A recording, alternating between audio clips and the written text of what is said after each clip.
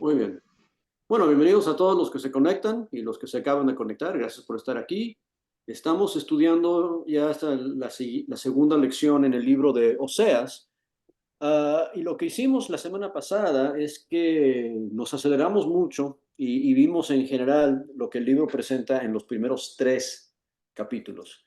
Hay mucho ahí y si quisiéramos, pudiéramos dedicarle eh, varias horas a cada uno de esos capítulos, pero la forma que se arma este libro es que Dios le dice a Oseas que dedique su vida a vivir ¿cómo lo puedo decir? Una metáfora extendida del mensaje que él quiere darle a su pueblo a través de Oseas por el largo de su ministerio. El ministerio de Oseas duró mínimo 25 años, quizás hasta 60 años.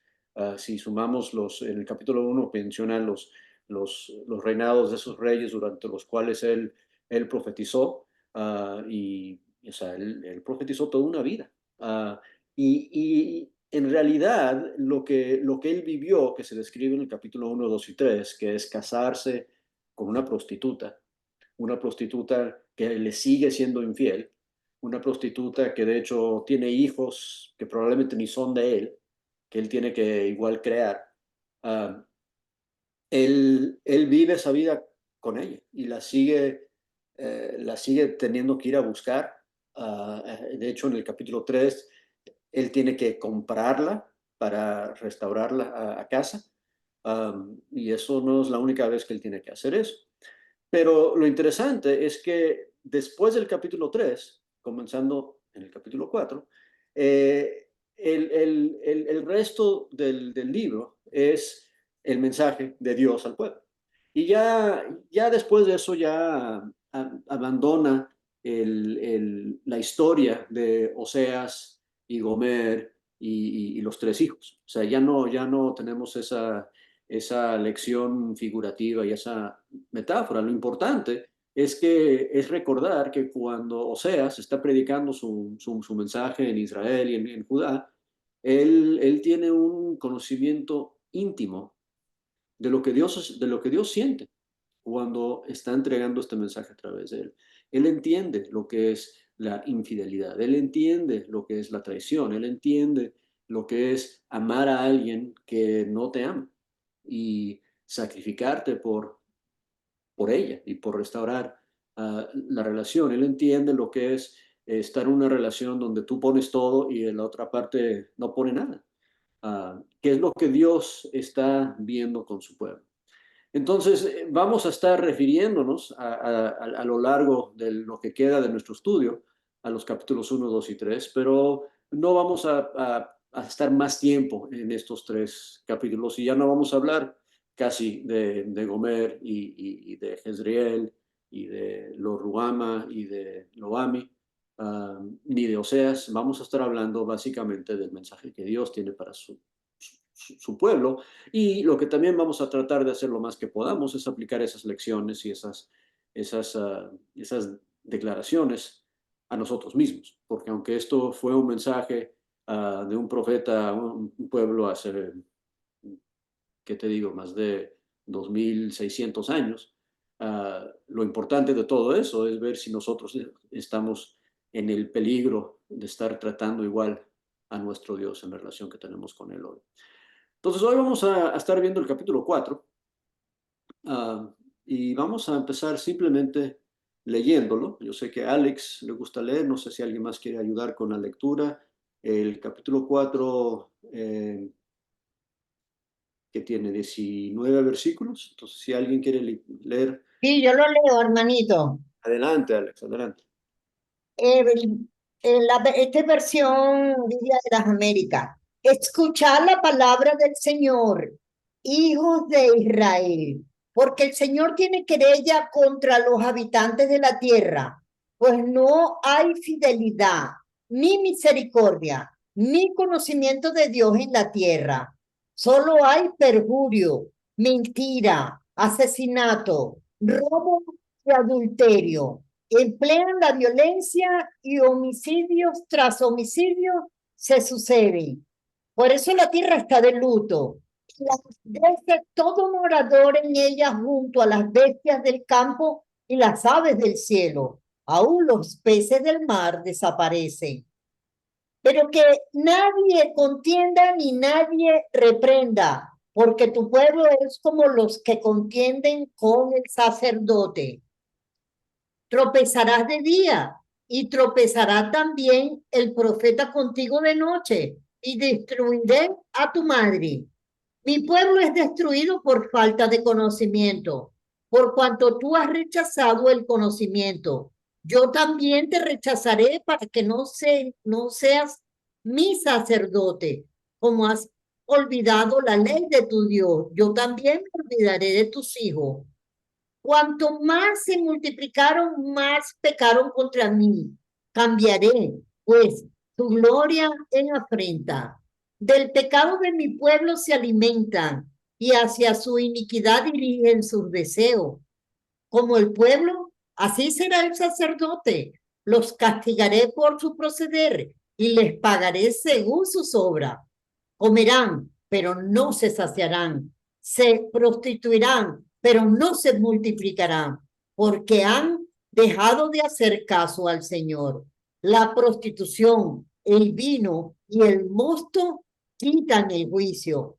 Mi pueblo consulta a su ídolo de madera y su vara les informa porque un espíritu de prostitución los ha descarriado y se han prostituido apartándose de su Dios. Ofrecen sacrificios sobre las cumbres de los montes y queman incienso sobre las colinas, debajo de las encinas, los álamos y los terebintos, porque su sombra es agradable. Por tanto, vuestras hijas se prostituyen y vuestras nueras cometerán adulterio. No castigaré a vuestros hijos cuando se prostituyan, ni a vuestras nueras cuando cometan adulterio, porque los hombres mismos se retiran con rameras y ofrecen sacrificio con las rameras del culto pagano. Así se pierde el pueblo sin entendimiento. Aunque tú, Israel, te prostituyas, que no se haga culpable Judá. Tampoco vayáis a Gilgal, ni subáis a Ben, ni juréis. Vive el Señor, puesto que Israel es terco como novilla indómita. Los pastoreará ahora el Señor como a un cordero en campo espacioso. Efraín se ha unido a los ídolos. Déjalo. Acabada su bebida, se entregaron a la prostitución. Sus príncipes aman mucho las ignominia. El viento los envuelve en sus alas y se avergonzarán de sus sacrificios. Ok, perfecto. Muchas gracias. Bueno, aquí vemos, esto es después de que se presenta la idea del libro, los primeros 3 capítulos. Este es el primer mensaje después de eso. Y acuérdense también del capítulo 1, versículo 1, que Oseas está profetizando tanto en el reinado del norte como en el reinado del sur. Él tiene un mensaje para Israel durante el reinado de Jeroboam II y también tiene un mensaje para el reinado de Judá en el sur. Y la mayoría de lo que vemos en estos capítulos iniciales está dirigido a Israel.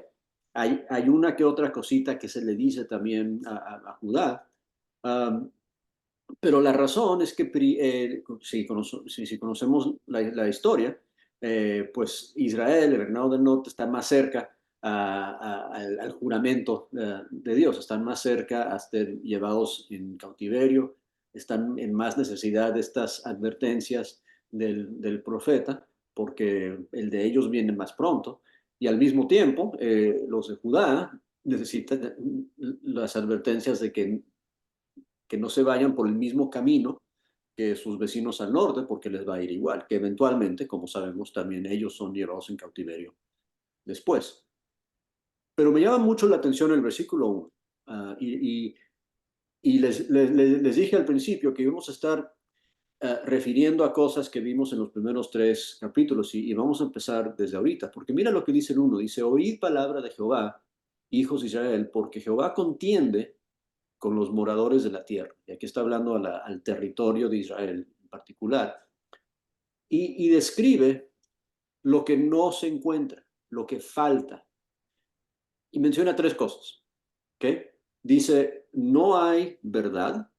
En la Biblia de las Américas utiliza la palabra fidelidad. En otras versiones dice lealtad. ¿Okay? Eso es uno. No hay misericordia. Y esa es la misma palabra que tiene que ver con amor y con bondad y con gracia, que, que, que es una característica que Dios tiene hacia su pueblo y que Él espera que su pueblo también tenga entre ellos. Y la tercera cosa dice, y no hay conocimiento, conocimiento de Dios en la tierra. El problema con el pueblo, el problema con Israel, es que no tienen las características de quién. Y en el capítulo 2, si se regresan un poquito al capítulo 2, no es un momentito, ahí cuando Dios les está diciendo a, a ellos, como Oseas hablando con su esposa, lo que él va a hacer cuando él restaura la relación, en el versículo 19 y 20 dice, y te desposaré conmigo para siempre y te desposaré conmigo en justicia, en juicio, en benignidad, en misericordia, y te desposaré conmigo en fidelidad. Y ahí está la fidelidad, la lealtad, la verdad, y ahí está la misericordia. Él dice, mira, yo voy a comprometerme contigo con estas características, con estas cualidades. Y la última frase del 20 es muy importante, dice, y el fin de todo esto es, y me conocerás, y conocerás a Jehová.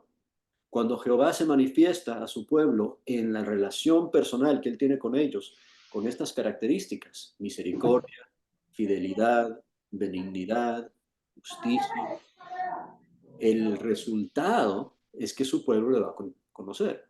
Y eso es importantísimo, porque lo que él se está dando cuenta cuando él ve a su pueblo en el 4.1 es que lo que su pueblo no tiene son esas mismas cosas. Y esas son las cosas que el pueblo de Dios debería tener. ¿Por qué? Pues porque somos creados en su imagen, ¿verdad? Si Dios es de cierta forma y nosotros somos hijos de Dios, nos debemos de parecer a Él. Y no solamente como padre e hijo, pero también como esposo y esposa. ¿Han escuchado el dicho que matrimonios empiezan a parecerse los unos a los otros después de mucho tiempo de casados? Pues en relación con Dios y su pueblo como esposo y esposa, Él espera que su desposada se empiece a parecer a Él, ¿verdad? A la medida que lo conoce más y más, se debe de estar pareciendo más y más a Él. Y el problema principal, no solamente con Israel, pero con el ser humano, es que cuando no conocemos a Dios, pues en realidad no nos conocemos a nosotros mismos. Cuando no conocemos a Dios, no sabemos cómo nosotros debemos de ser, porque Dios es el patrón. Dios es el molde del cual fuimos creados. Entonces, si no estamos viviendo y siendo y semejándonos y pareciéndonos más y más a Dios, estamos viviendo una versión de nosotros que no es válida, que no es verdadera, que no es real.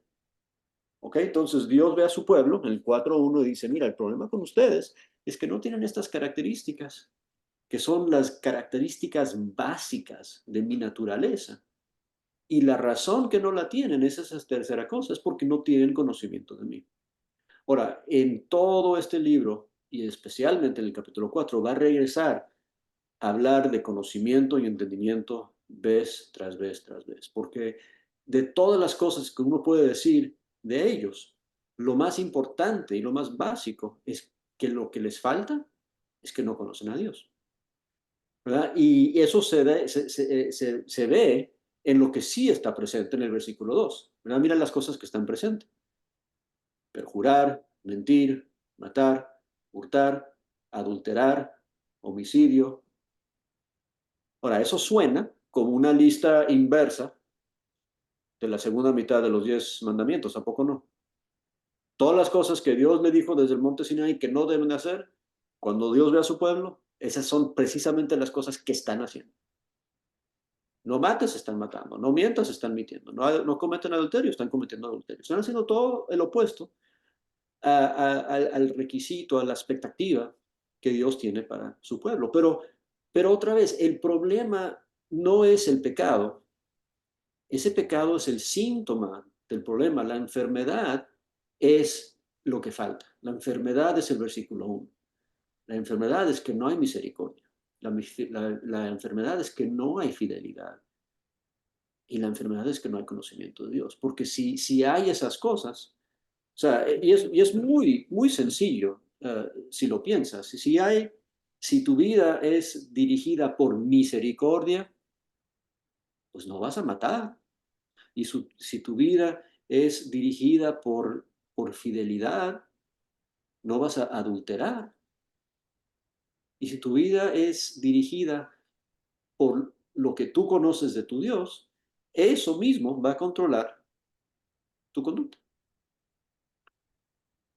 Ok, entonces lo que Dios va a hacer es que dice lo que va a hacer en el versículo 3 en adelante. Él va a enlutar a la tierra. Y es algo que describió que iba a hacer en el capítulo 2 y lo dice otra vez aquí. Y dice, mira, lo que yo voy a tener que hacer es que voy a tener que castigar. Voy a tener que quitarles todo para que se den cuenta de lo que necesitan y de dónde vienen los bienes de ellos. En la metáfora de la prostituta extraviada, en el capítulo 12 es donde dice que les va a quitar todo para que se den cuenta que los bienes que ella tuvo como esposa no venía de sus amantes, sino que venía de su esposo. Ahora, en los versículos que siguen, y vamos a irnos más o menos rápido desde el 4 hasta más o menos el 10 o el 11, está hablando de varias cosas, pero lo que me llama la atención más que nada es que habla de diferentes grupos de personas, ¿ok? Y se dieron cuenta durante la lectura que menciona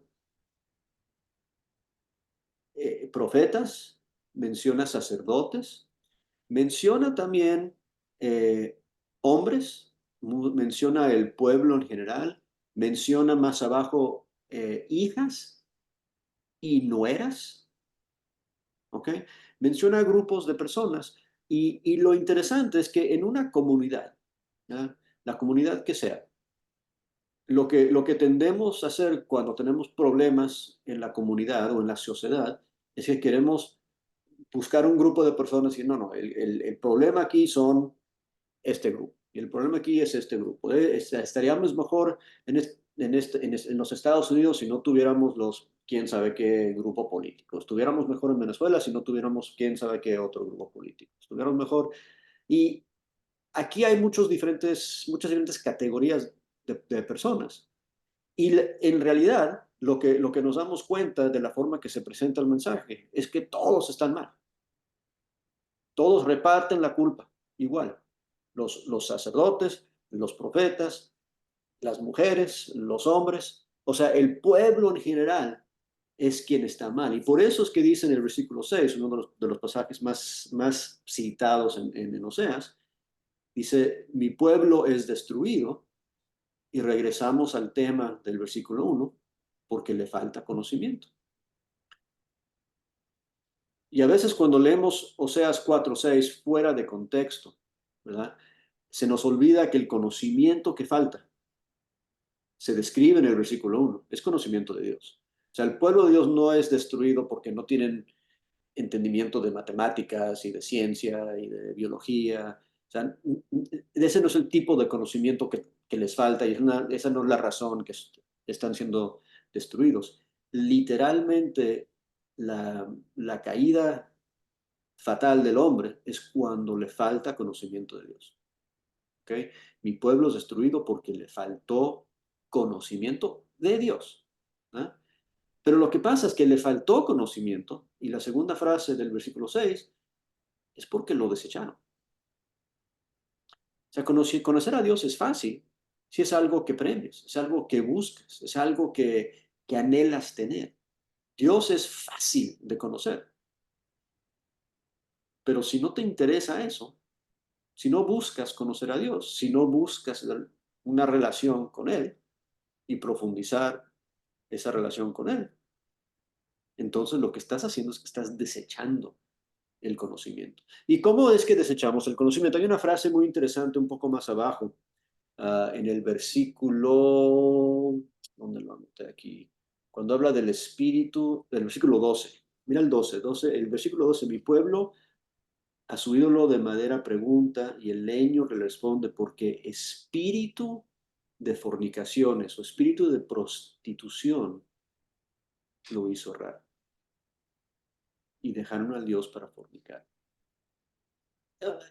¿Cómo es eso? ¿Cómo es un espíritu de fornicación? O sea, ¿qué se refiere con un espíritu de fornicación, un espíritu de prostitución? Porque se me hace muy obvio que fornicación es algo físico, algo que se hace, ¿verdad? O sea, cuando otra vez vemos el ejemplo de la vida de Oseas con su esposa Gomer, ella no es que tenía un espíritu de fornicación, ella era una fornicaria, o sea, ella fornicaba. Pero cuando habla de un espíritu de fornicación, ¿de qué está hablando? Esa es una pregunta para el grupo. Pues, les invito a abrir su micrófono y comentar. Dime lo que es un espíritu de fornicación.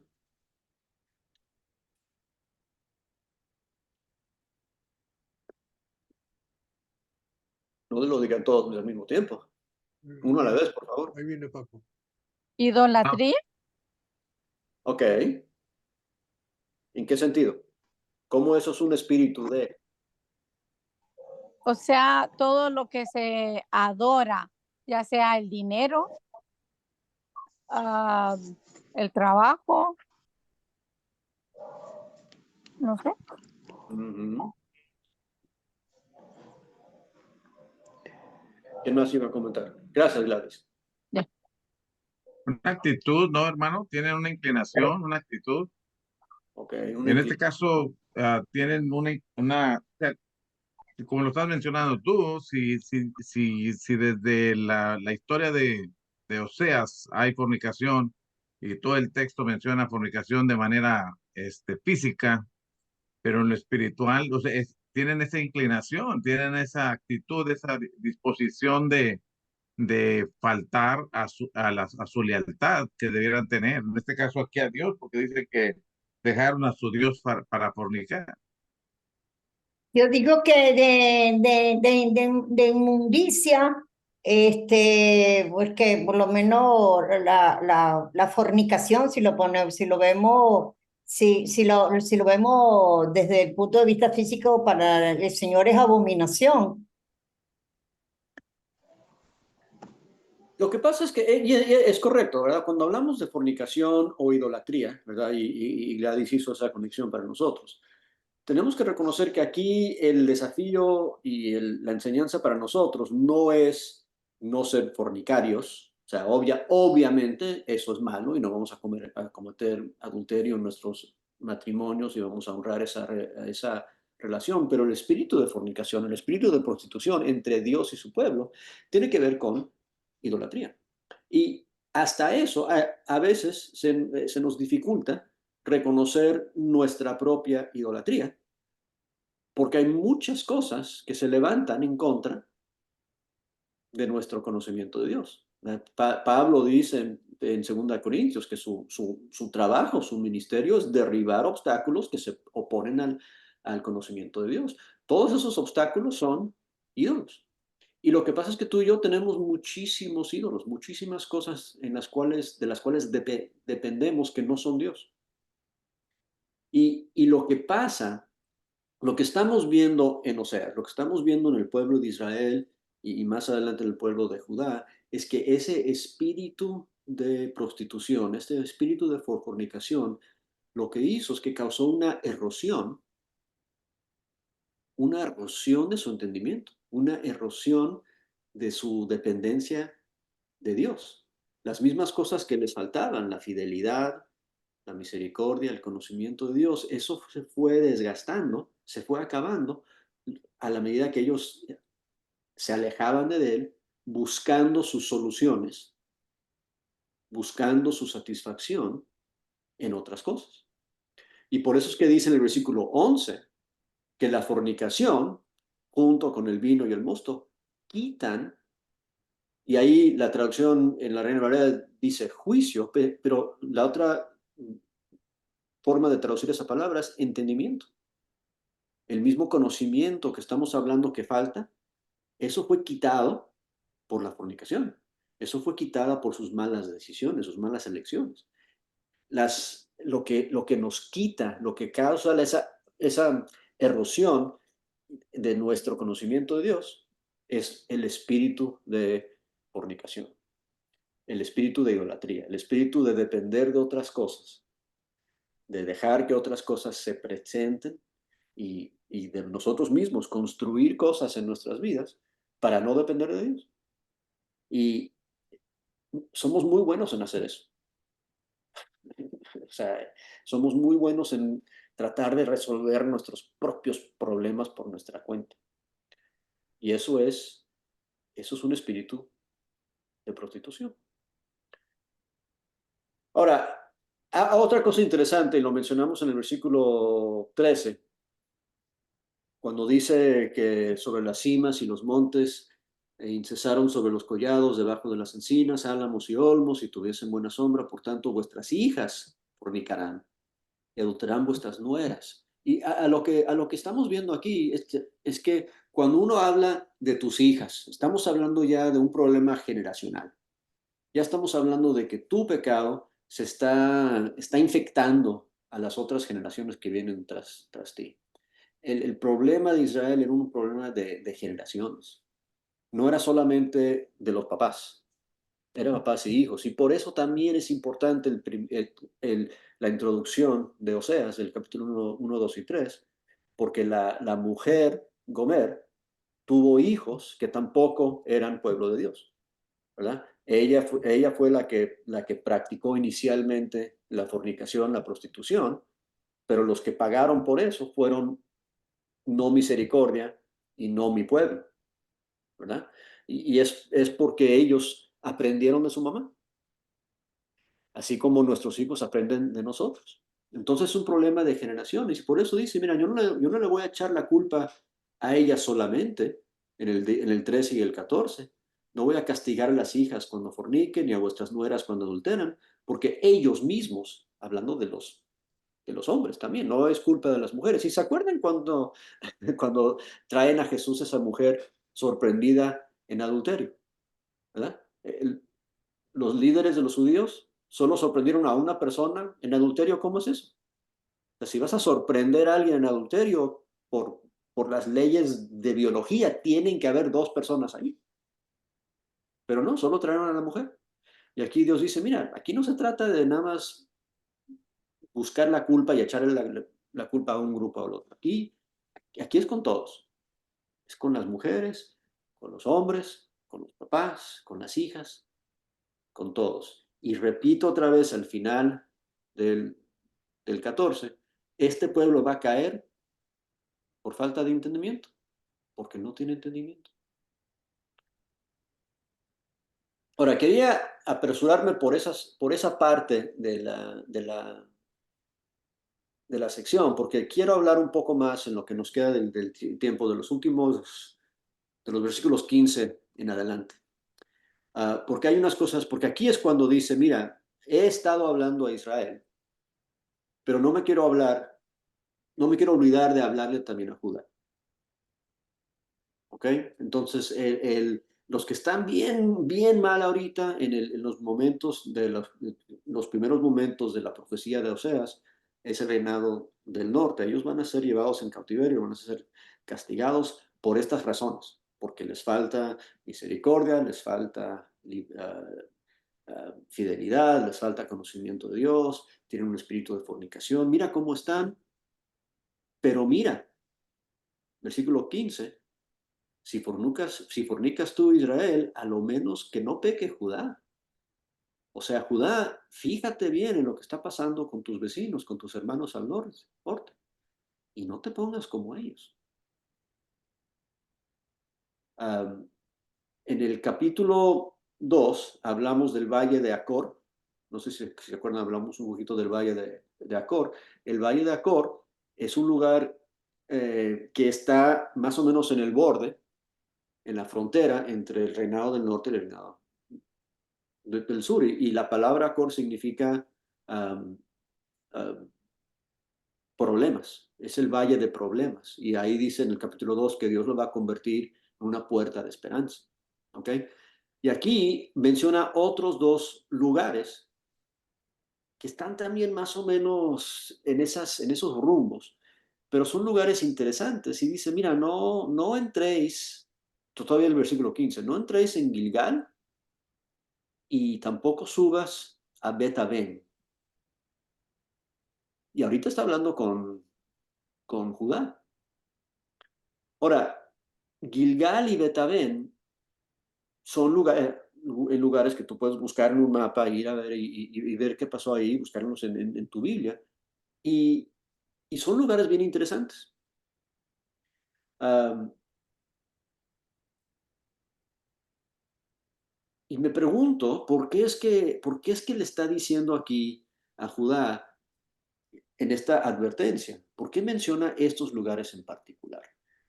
Um, Hay algo bien interesante y bien importante en Oseas, y lo empezamos a ver la semana pasada, es cuando Dios introduce un nombre, y aquí en el capítulo 1, 2 y 3 son nombres de personas, y también la idea de un lugar, pero con lo que Dios hace, Él puede cambiar el significado de ese nombre y la importancia de ese lugar. ¿Ok? Entonces, por ejemplo, los tres hijos de Gomer, uno se llama Jezreel, primero porque Dios va a castigar el pecado de Jezreel, pero luego porque Jezreel significa Dios planta, y Dios va a sembrar y Dios va a establecer.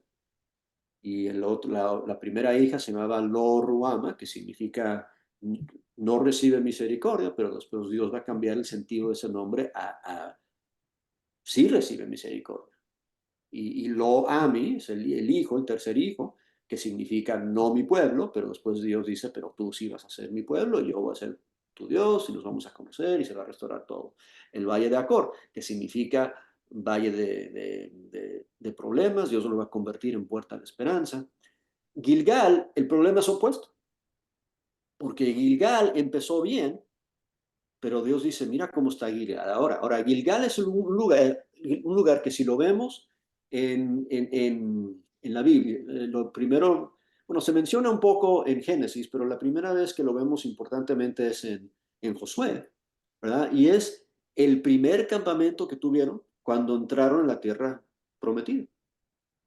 Entraron a la tierra prometida, cruzaron por el mar Jordán, así como habían pasado por el mar Rojo, llegaron a Gilgal, acamparon ahí, y no solamente acamparon ahí, pero ahí es donde se circuncidó todo el pueblo, y ahí es donde celebraron la Pascua. Era un lugar de dedicación y construyeron un altar a Dios allí. Pero de jueces, digo, de Josué a jueces. En Jueces capítulo 3, cuando menciona Gilgal, dice que hay ídolos ahí en ese lugar ahora. O sea, en las generaciones que dura desde Josué, de Josué a jueces, que es una generación, ya en vez de tener un altar para recordar a Dios, ya están adorando a Dios. Es el lugar también donde el rey Saúl se le dio por hacerse un sacerdote y ofrecer sacrificios cuando no era debido hacerlo, y donde Samuel lo tiene que confrontar y regañar por hacer eso. Y entonces Gilgal llega siendo un lugar que inicialmente representaba compromiso con Dios, adoración de Dios, y ahora es un lugar que está lleno de ídolos. O sea, mira este lugar que era tan importante antes, y ahora mira lo que ustedes han hecho con ese lugar. Ahora, Bet-Aven es un poco menos claro lo que es, porque Bet-Aven sale siendo como que un derivado del nombre Betel. Betel significa casa de Dios, y Bet-Aven, Bet es casa, ¿verdad? Él es Dios, Bet-El es casa de Dios, Bet-Aven significa casa de maldad o casa de vanidad. Y sabemos que es el mismo lugar porque menciona en el capítulo 10 de Oseas que ahí está el becerro de oro.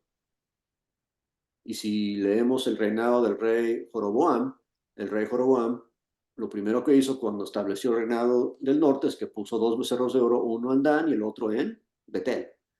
Entonces Betel es el lugar que la primera vez que mencionamos Betel es cuando Jacob tuvo el sueño de la escalera hasta el cielo y ¿qué hizo? Puso un altar ahí, ¿verdad? Pero ahora que está en Betel, un becerro de oro. ¿Okay? Entonces son lugares que empezaron a ser lugares donde había un encuentro con Dios, un compromiso con Dios, de dedicación con Dios. Y si vas a visitar esos lugares en los tiempos de Oseas, son lugares que ahora están llenos de ídolos. Y en vez de ser lugares de adoración de Dios y de recordar quién es Dios, ha entrado el espíritu de prostitución. Y entonces le dice a Judá, mira, no dejes que eso pase.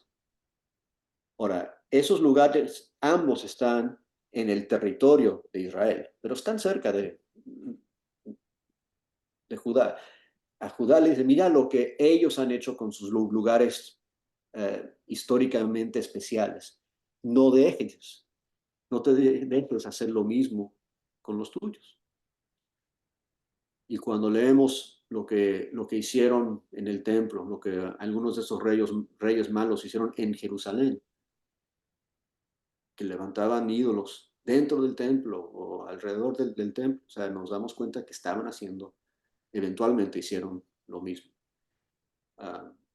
Pero la idea otra vez, al final del 15 dice, y tampoco jures, vive Jehová.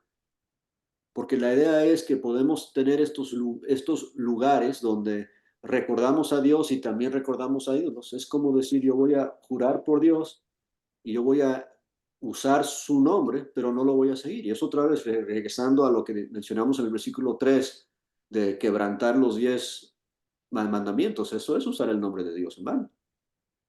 O sea, es jurar por Dios cuando no tienes ninguna intención en buscar la gloria de Dios o complacer a Dios o agradar a Dios en tu vida y en tu comportamiento, simplemente voy a invocar su nombre para ver cómo me va. No hagas eso. Eso es Gilgal y Betabén. El versículo 16 también me llama mucho la atención, porque aquí es donde dice que no seas como novilla indómita, y la palabra novilla es la palabra becerro. ¿Okay? No seas como una vaca, porque si eres como una vaca, ¿cómo te va a poder apacentar Dios como un cordero, como una oveja? Ahora, hay dos cosas aquí que son interesantes, ¿verdad? Y otra vez, si nos vamos un momentito al capítulo 10, versículo 5, ahí es donde menciona las becerras de Betabén serán atemorizadas de los moradores de Samaria, porque su pueblo lamentará a causa del becerro, sacerdotes de los que están en lo que reconciliaban por su gloria, ¿verdad? Lo que estaban haciendo con su espíritu de fornicación, espiritualmente, estaban adorando otros dioses. Y entre esos otros dioses que estaban adorando, uno de los principales eran estos becerros de oro que estaban establecidos en el reinado del norte. Y me llama mucho la atención que cuando él comparta la actitud y el comportamiento del pueblo, lo compara a lo que en realidad es el Dios de ellos. O sea, tú te pareces a tu Dios. Tú te portas como un becerro. Y lo que debes hacer es portarte como una oveja. Cuando hablamos de Dios, cuando hablamos de Jesús, cuando lo vemos en Apocalipsis, es un cordero. Es un cordero. Si somos como Jesús, vamos a ser como corderos. ¿Se acuerdan muchos de ustedes de Henry Flores, verdad? Él siempre cuando una de las cosas que decía durante algunos de sus sermones es que a veces somos más como vacas que como ovejas. Si tú eres la persona que para que vayas a la iglesia te tienen que llamar y irte a buscar y recordarte que el servicio es mañana y estarte empujando, pues eres una vaca. Porque las vacas hay que empujarlas. Las vacas hay que darles y a forzarles a hacer. Pero las ovejas siguen. Las ovejas siguen. El pastor llama y las ovejas vienen, ¿verdad? Y aquí el problema con el pueblo es que se están portando como vacas, pero se portan como vacas porque su Dios es una vaca. Se parecen a su Dios. No tienen conocimiento del Dios de él, de ellos, del Dios verdadero de ellos. No tienen conocimiento de Jehová, porque si conocieran a Jehová, no se portarían así. A quien conocen, a quien se semejan, a quien se están pareciendo, es a la vaca a la cual a la cual ellos están adorando. Pues por eso viven como vacas y se parecen a vacas. Como novilla indómita se ha apartado Israel. ¿Cómo les va a apacentar Jehová como corderos? ¿Cómo puedo tratarles como ovejas si se portan como vacas? Ahora, el 17 menciona otra vez Efraín. Efraín es otra forma de referirse a Israel, porque Efraín es la tribu principal del reinado del norte, por los que no saben eso. También Samaria es otra referencia a Israel, porque Samaria es la ciudad, la capital del reinado del norte. Cuando ves Samaria o Efraín o Israel, todo eso es una referencia al reinado del norte. Aquí Efraín es dado a ídolos. Y mira lo que dice al final del 17. ¿Qué dice? Déjalo. Déjalo. ¿Y por qué dices? ¿Por qué este Dios de misericordia y este Dios de amor? ¿Por qué está diciendo déjalo?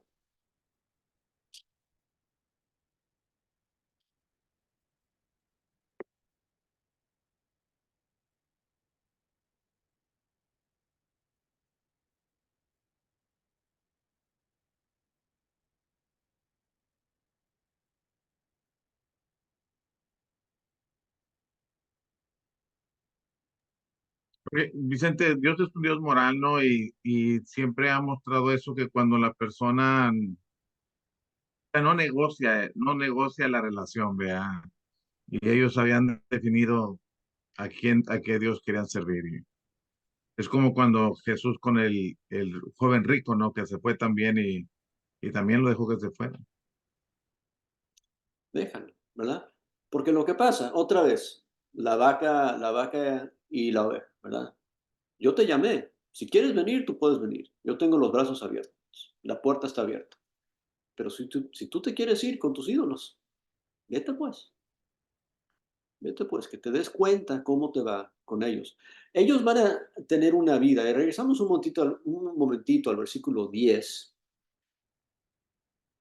Dice, comerán, pero no se saciarán. Fornicarán, mas no se multiplicarán, porque dejaron de servir a Jehová. O sea, lo que ellos van a encontrar con su vida de fornicación, con su vida de idolatría, es frustración y futilidad. Es lo que van a encontrar. Y Dios quiere que se den cuenta de eso.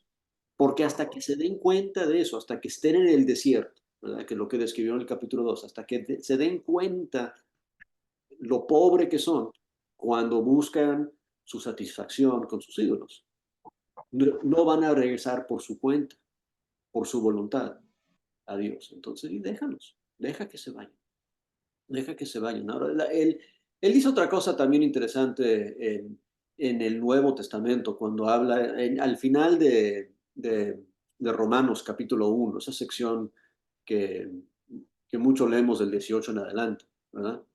Y habla, empezando, esa sección habla del génesis de la idolatría, de cómo comenzó esta idea de adorar a cosas creadas en vez de adorar al creador. Y habla de hacer un troquel ahí, un cambio por la gloria de Dios, por la semejanza de los cuadrúpedos o las cosas corrompibles o los reptiles o quién sabe qué, ¿verdad? Pero después de que dice que vano es eso, ¿verdad? Y habla en el versículo 21 de Romanos 1 que habían conocido a Dios, pero decidieron no glorificar a Dios ni darle gracias.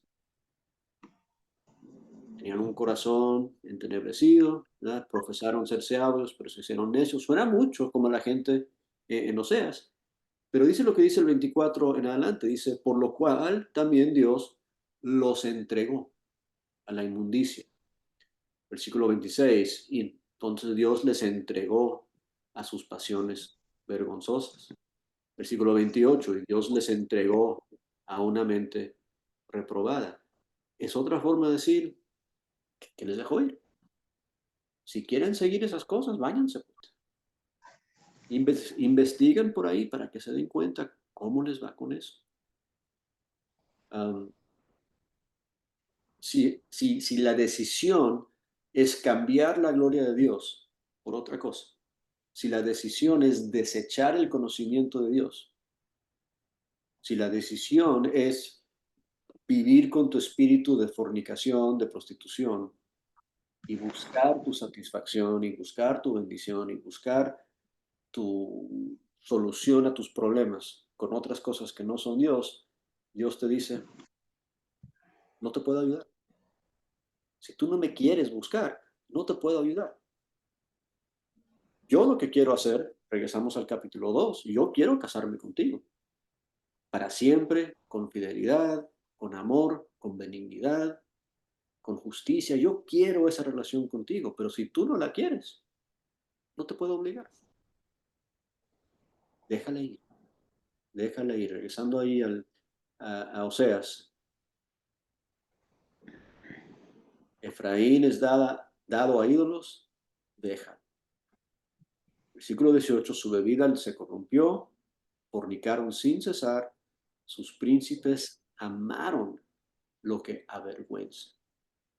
Y el viento los ató en sus alas y de sus sacrificios serán avergonzados. Lo que van a cosechar de sus malas decisiones, el fin del cuento del capítulo 4, es una vida de vergüenza. El resultado de sus decisiones, el resultado de sus vidas, el resultado final es vergüenza.